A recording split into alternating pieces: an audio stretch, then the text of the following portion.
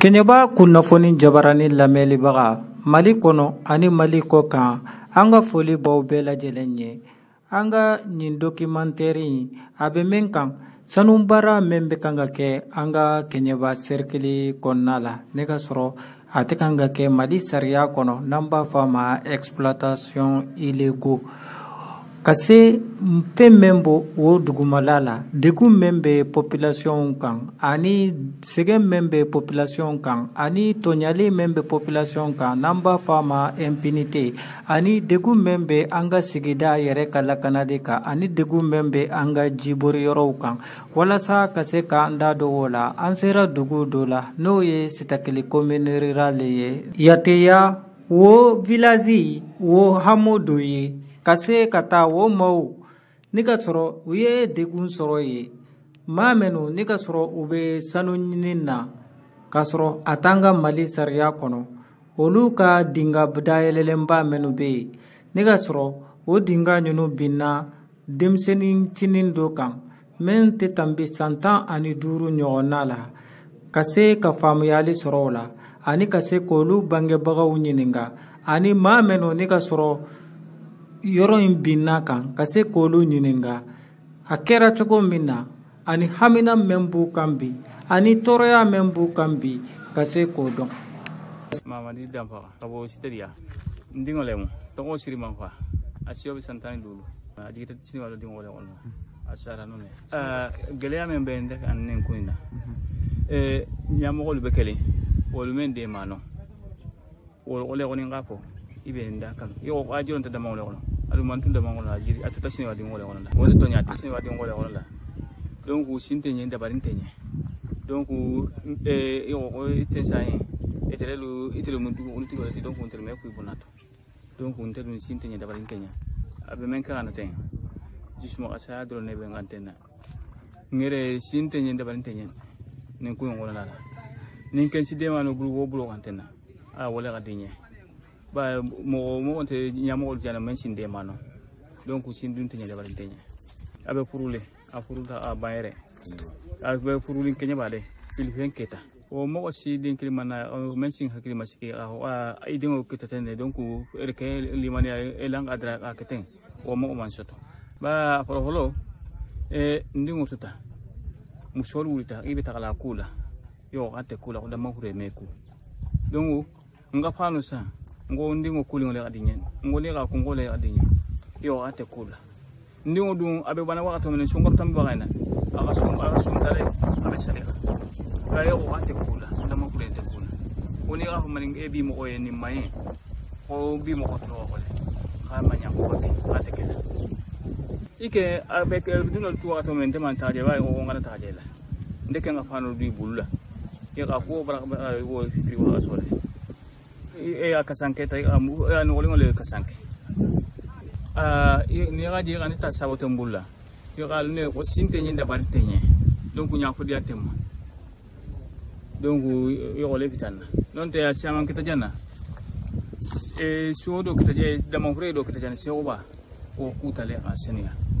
plake do honon to da man darja o honon kutale asenia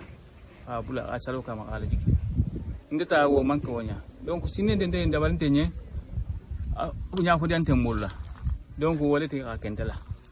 Sirimamba Danfaga ni ka sɔrɔ ale tora ɲin bitin binni la an sera a ba fana ma ka se ka ɲininkali kɛ degun min b'a kan dusukasi min b'a la ka se k'o yira duna bɛɛ lajɛlen na. Ne tɔgɔ Siramadi Keta Yateya dugu Lɔgɔsi o bogotigini min fatura o mun de diŋo le bi na kɔni ɲa saba ɲɔgɔn demabaga sobe a fa demabaga sobe a bɛ bɛɛ bunyala dugo luo kono awa bɛ bunyala luo kono ɲama a bɛ fa duniya fana kɛ kan tenne awa ni adun ti tege to isi ama diga munya bɛ do maka ngo bɛ fa ye a bɛ ina fo mumu a tɛ fu fo ko ko fa fi no bɛ du yere la yere bɛ sɛgɛ la dia maka la nyanya tanke a bɛ masumani wo ma diga mu lo fe awa sani mbe baro la sinima la barakero ni ngata sani ni ga dingala bulo kelu menu mbe sore kan kata ila miri ila jikini ngole lu ko ila bango datu ni ngati la miri la jigini ngolu ko ila bango dato sécurité lu ni tombul mal be kundi sanuma yoroto sesa bani ko in kanyala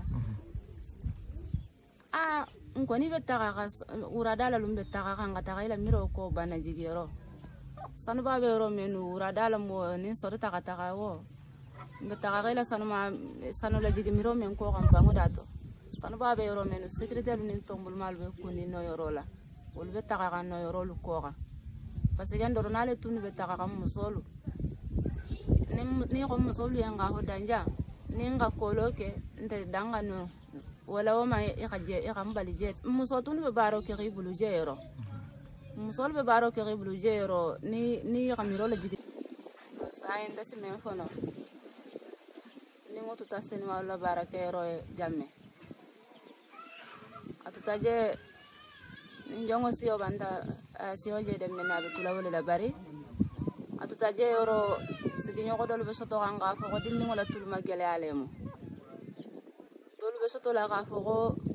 akwawe ere sire la tenu go mbe hengo le nginenga nde hengo nginenga nde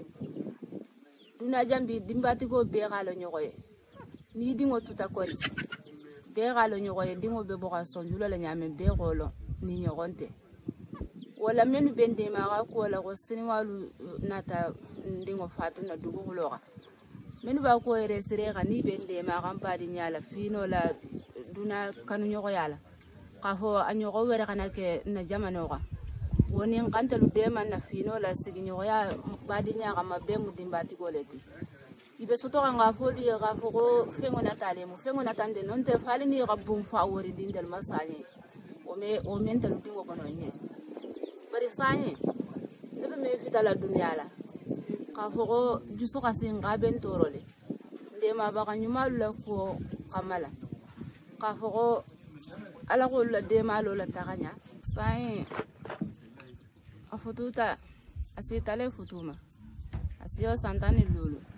afututa le gabanga tagare be sai ngole bego wala ma tutani yoro imena dole be soto ganga fo ajigita ka jolonta damangolela kama ban sinima la yoro ka jolonta damangolela no yoro hada madinya siginyo ya ka non to no yoro ben toro ka ko wala de be mu dimbati gileti de dolu ka soto ka fo dindingo la tulugele alemu ala tulugele adum fanante de hada ma jongo jonni si o den tamen na be de na wolela ala tulugele ante bari siginyo ya ka mala mba be la kunale de awa hala hananga suku nya fanolu be sante katakati dia mogola yoro ko ka ku iman soto no ka ku ko ameku ko dama furelem adunta bo ko tegela fo ko ko le ga boyaga dama furelu idal tawolu kula le mo la yoroja bari man songa ndingo ku adun faga suku nya fanolu sanne bare falimbi ngo ko be di alama ala no ko takata menu ko banga ko malelu fe nonte no ko limanta samal lamre na barale ni sinima ngo barako ya vraiment ande golando yang quoi ando golando foka dépasser parce que on fait 20 ans ko on be jura barale wa be fanta nyonga ya bo na fara ko sina fara na bo gambe ta nda firme ngini ko yoro la bo puis encore antana ambaga baraka yoro mi nyamgo mi ba fana ko ya wo fana ba on go quoi bon nere be abina nere la bo dinga bina chokomi sisa antara baraka yoro sisa bo sina nkura la baraka sisa bon amba fe ga jiga baraka wo dinga kele ngono bon effectivement yanto muno wani sécurité o maso anga jigi quoi sécurité yi joga marfati sanfe ka bere sira bon en fana sira na ka tout tanto ka jigi dinga ngono marfante ko yin la kana sira quoi marfante ko into do wara ka mo sira quoi pour que wo saka ye ka to ko min quoi mais ere bolo yang ni bo yang fende saka bala quoi parce que ubana nin kauna ya kaunye ulo no mo yen setan ye ante saka talim foiro na me saka josora la quoi o hukumu konna la anga nyiningali sera jardin tigi ma ne ka soro ni chinois barakela nyunu utara kata aka jardin manguroju keme saba ani biworo kata obe yoro mina kata o mina la kaira ka foko papier bu bolo memba unyamaria ka barake o hukumu konna la ale la ɲini men k'u fɛ u y'a dɔn k'a fɔ ko a t'a fɛ k'a feere u y'a a bolo forcer walasa a ka se k'a ka miliyɔn 2 ɲɔgɔnna mina min ye mangoroju 350 kun kosɔn o b'a yira k'a fɔ ko min bɛ fɔ la na an b'a mɛnna k'a fɔ ko maaw yɛrɛ de b'u ka forow feerela o tɛ tiɲɛ ye nga u bɛ kan ka forcer de an yɛrɛ ka ɲaamaw fɛ ni minnu bɛ sanuko ɲɛfɛla la yan ani fana an ka denmisɛnnin kundaka dɔw bɛ yen minnu fana b'a o la ka se k'u bila cogo min na u bɛ se k'u ka san 20 san 30 baara u bɛ se k'o lataga cogo min na min ye miliyɔn 2 kosɔn ye an b'a ɲini an ka gouvernement fɛ u k'u jɔ u jɔyɔrɔ la walasa tiɲali min bɛ kan ka kɛ Keɲeba cercle kɔnɔ nin sanuko ɲini in na a bɛ se ka lajɔ cogo min na. Ne ye Moro Dafaga ye Sitadiya sigi la ne la baara ye sɛnɛ ye mais bi hali n tɛ si nɔgɔ jardin baara degun min bɛ n kan bi sini walu nata ka na yiri foro mu ta ka a bɛɛ ti ɲa na yiriju bɛ taga yiriju 300 ani 50 u y'a bɛɛ ti ɲa vraiment man solution foyi de sɔrɔ a la ala hakilata bon ne miliyɔn 50 fɔ n ko sini walu hɔ sara dugutigi dun ani Hasu Keta hayda conseil ninnu ani dugutigilanga ninnu ko ne ye wari min fɔ ko ka ca ko yirifuru ko nafa t'a la n'i ye yirifuru bɔ ko sulaw ni fɛn de b'a tiɲɛ ko fɛn tɛ sɔrɔ a la olu ko papier b'i bolo mais papier fabrication dɔn tiɲɛ ne ka yirifuru tiɲɛli o degun bɛ n kan parce que ne ye n ka dunalatigɛ bɛɛ bɛn o yirifuru de ma hali olu fɔra ne hɔ wurada sɔgɔmada ne bɔra yen o wurada olu fɔra ne hɔ ka yɔrɔ in tiɲɛ 300 ani 50 bi jigiya foyi tɛ na ten jigiya foyi de tɛ na ten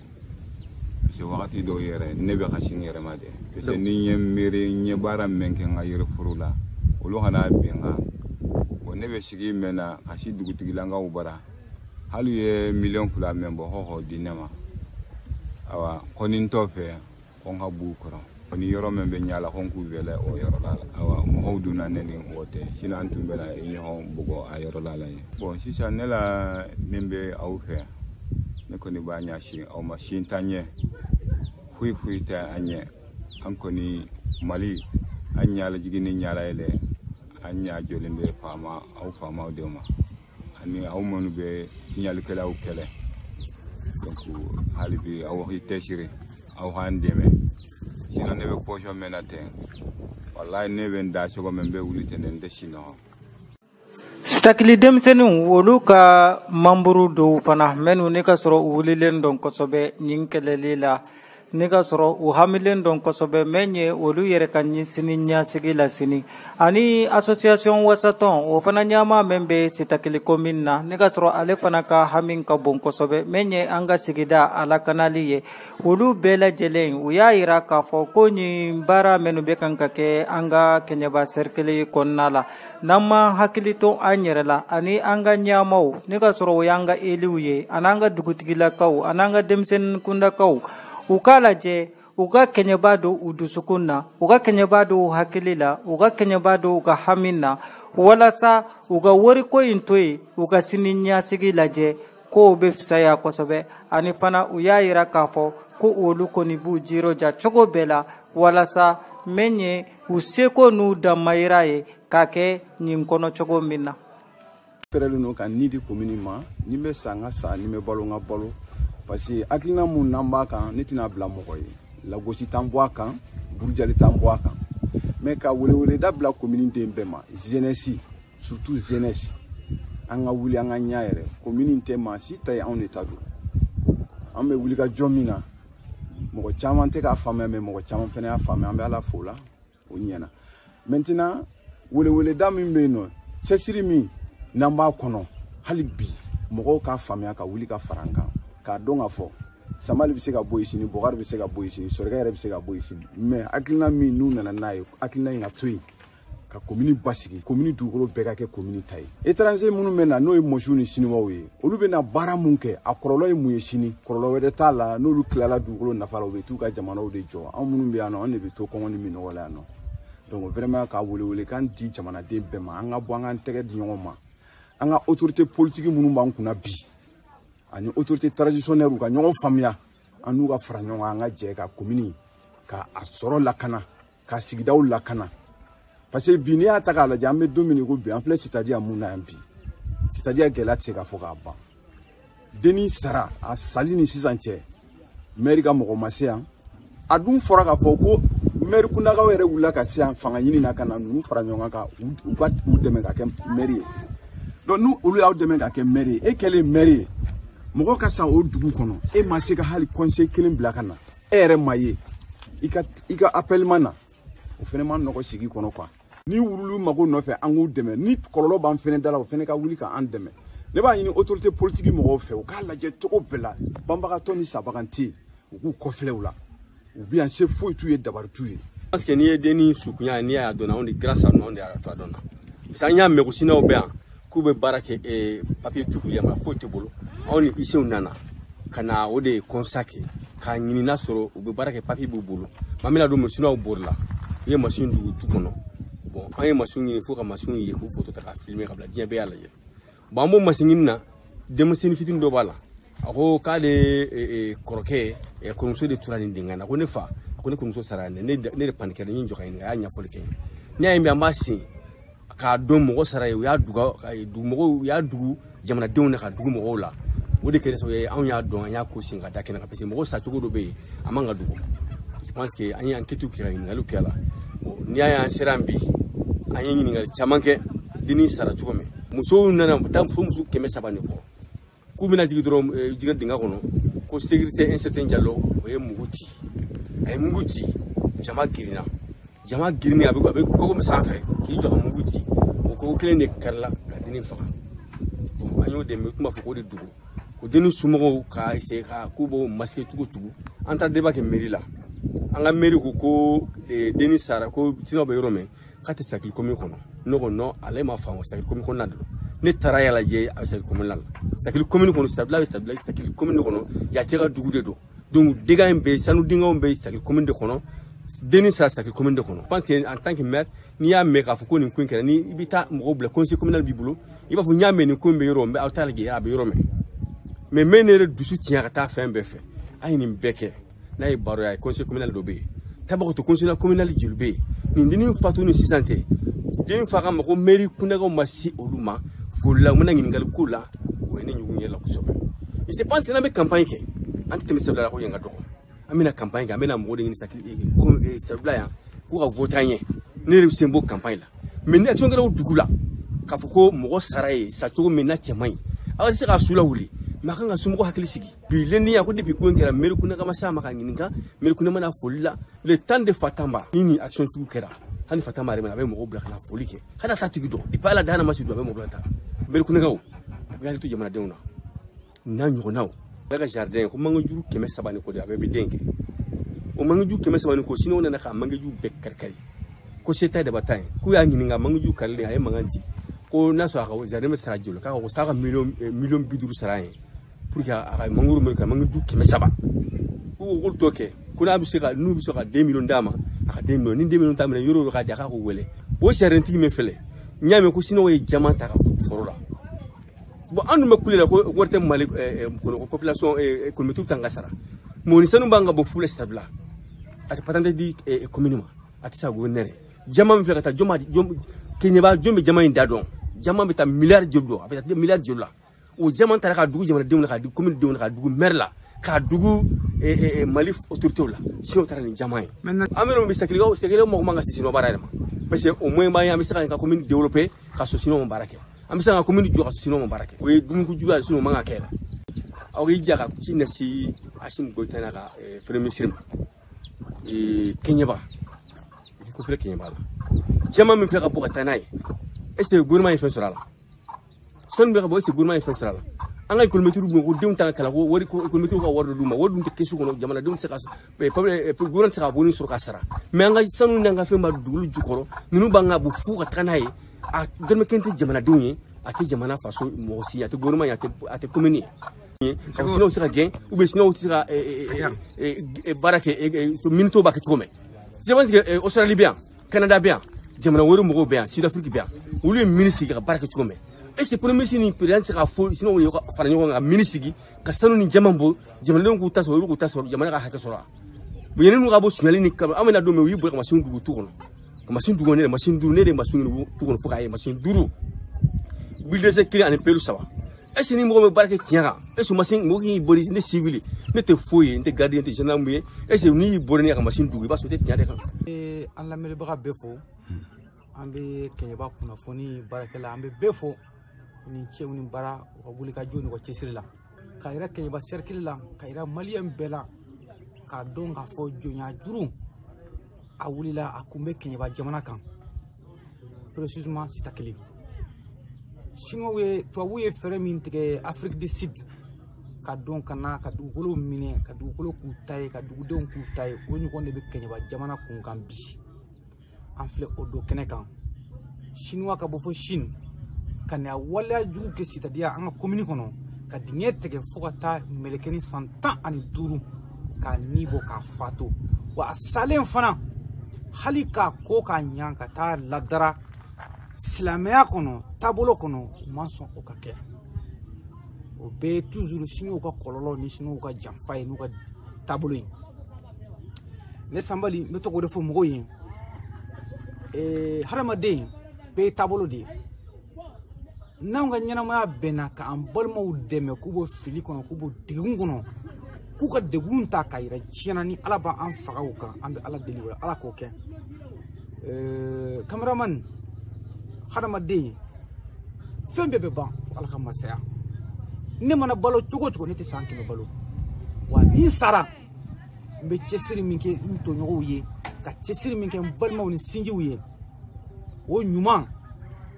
ne bode soronya kaburu kono wa o nyuma o nema dantola mo ta don so ni mo ba don on be cesiri mina kan balma ka hake ka la fasa ka nin ka duma wallahi billahi ubu ga nyana ma be ndima parce que ben faso fe menga jamana fe o islamia bay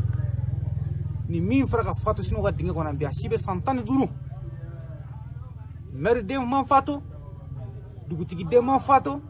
almambi de man fatu ministre de man fatu jon fatura fantando de separato do ka den fatuli ko fe asacho ko yira mako damande binar ka kla ka yira ka fo ade mangan ka ko mangan ka sutura na ko to kan sutura to ka lebu ka o ma sudu yo boke ko da mun ka yo boke ko da parce que ko setai aka senta ya anaka dabanta di kama uya den saya uya kusa buru hala den sale uya kusi aywa hal bi sete mo ko sebe ala di